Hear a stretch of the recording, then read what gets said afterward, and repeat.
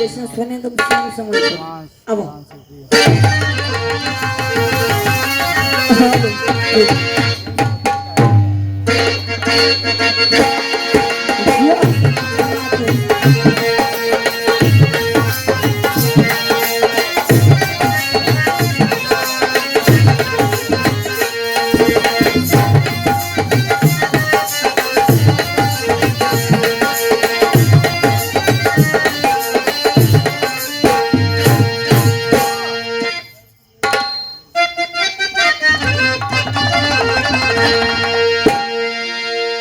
काशी हो बाबू अरे काशी हो अरे काशी काशी काशी काशी ये भैया काशी जंगल दरिया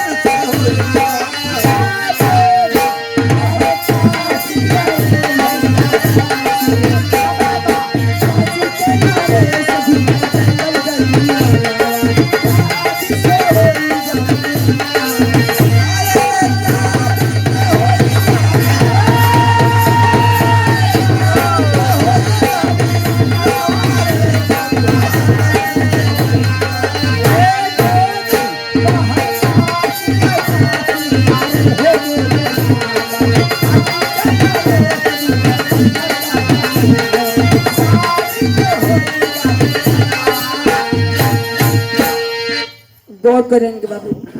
कहीं काशी के नरेश घूमे जंगल दरमियान और द्राविड से होई गए मिलनवाना काशी का नरेश रहलन और उनका दोस्त द्राविड रहलन। एक दिन बहुत दिन के बाद जंगल में सैर कर ले गए हुए जब रास्ते में भेंट भइल बा दोनों लोग आपस में बात कैले कि आओ भैया बताओ का हाल चल बा और सब ठीक बा भौजी कैसे बाही कहीं भौजी ठीक बाही लेकिन बात खुशी के बात दो चार दिन में हो जाए भौजी की लगातार कि साइड दोनों सतवाई बा का है दोनों जने साइड संगे बा कहीं कैसा फिर से बोला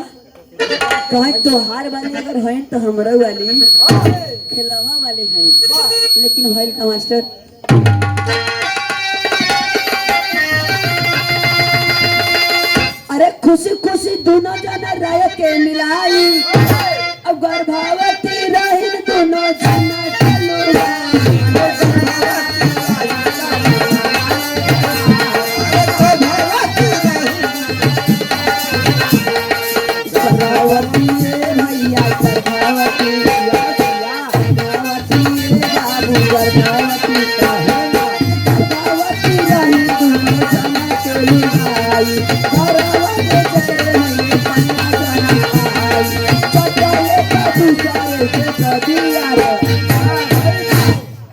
दोनों दोस्त आपस में बात कैलन कहीं अगर तोहरे बिटिया पैदा हुई तो हमरे बेटवा से शादी करूँ अगर हमरे बिटिया पैदा हुई तो तोहरे बेटवा से शादी हुई यह बोले कि अगर दोस्त हमने हो अगर समधी बन जाए तो बहुत ज्यादा बेटर रही ए भैया कहीं ठीक है एमन कौन बड़ी बात बा हो जाए रिश्ता बन जाए तो और अच्छी हो जाए ये तो दोस्ती रहल लेकिन बाबू जब दोनों मुसाफिर और द्राविड और नरेश जब गए जंगल में अपने अपने जब घरे चलन तो भैल का मास्टर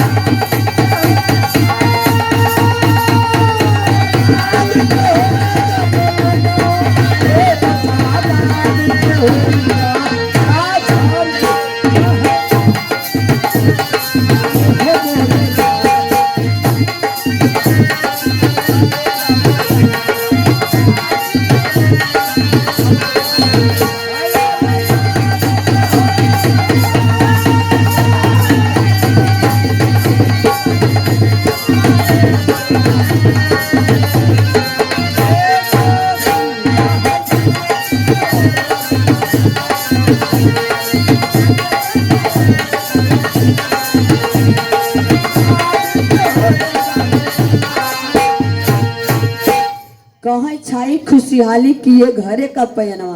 और राबी से होई गया मिलनवाना। दोनों लोग खुशी में जात होन अपने अपने घरे जब जुटलन बाबू तब भइल का अरे जन्मी है कन्या दोनों राजा के बखरिया झट राबी खबर भेजे सखी बखरिया हो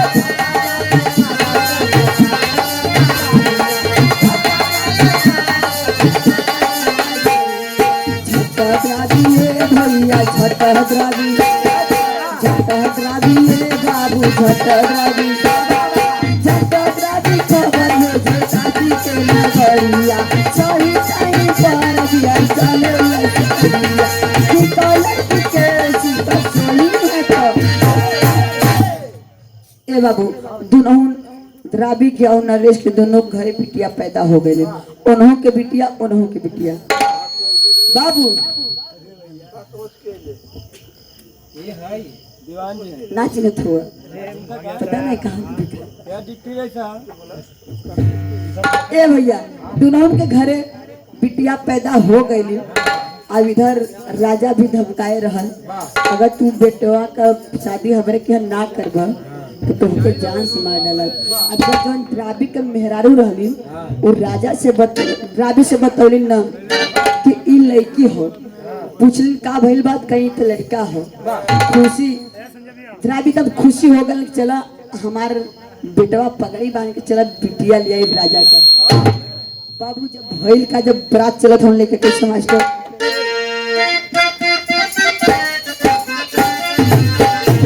कहाँ डलिया डलिया यार हे मेरे डलिया ये भैया डलिया डलिया कहाँ लइके पहुंचे हैं मामा शादी से होई गाना हमारे डलिया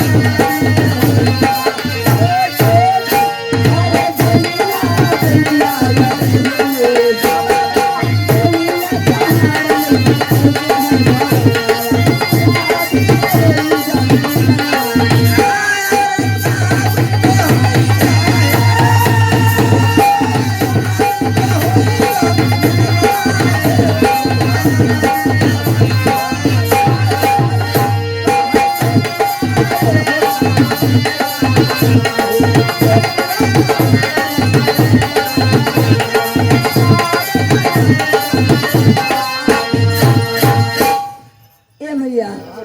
बारात पहुंच गई काशी के नगरी में राजा के दरबार में। यह हमारा बिरनु भैया है भैया के बड़े काहे में गिरे ए बाबू हमारे पृथ्वी भर का भैया है इतना देर तक ना हम उदास रहे।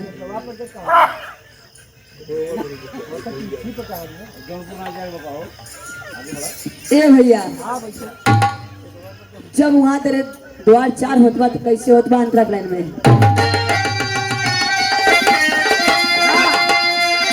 अरे ढंग से द्वार 4 हुआ बादल बाबा भाई अतुर बदूला हके यंगन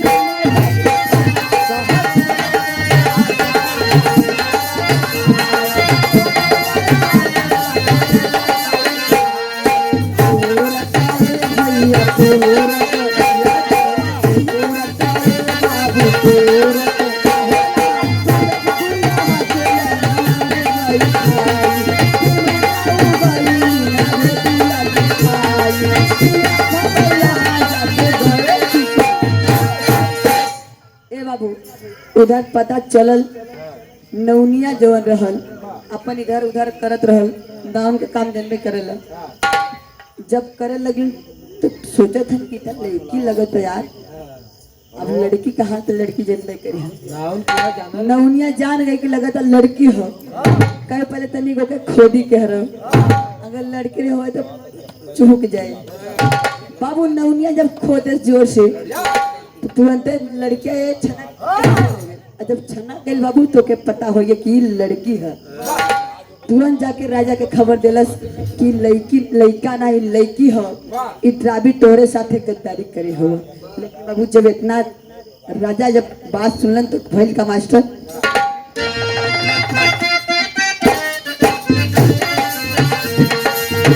कहाँ देखा देखा यारे मोर देखा ये भैया देखा देखा मोरे चंदा किया शादी गई मोर दादी से ही गई आया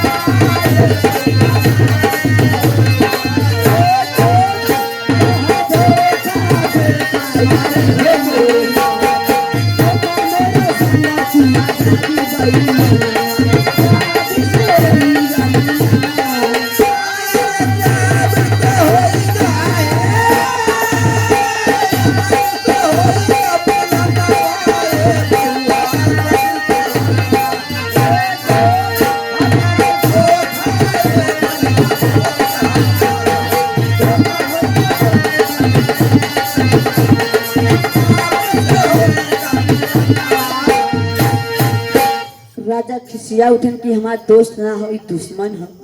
हमारे साथे हमार गला काट लेलस, बिटिया अपन लेके हमरे बिटिया से ब्याह करे आ। लेकिन बाबू जब इतना पता चलल तो राजा कैलन का बाबू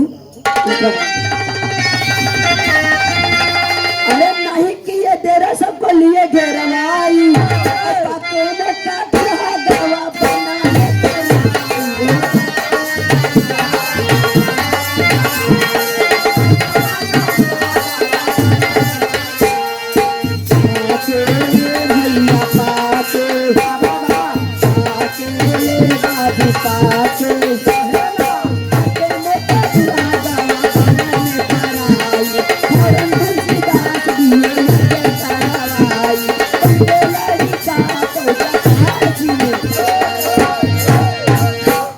बाबू जब राजा को पता चल कि लड़का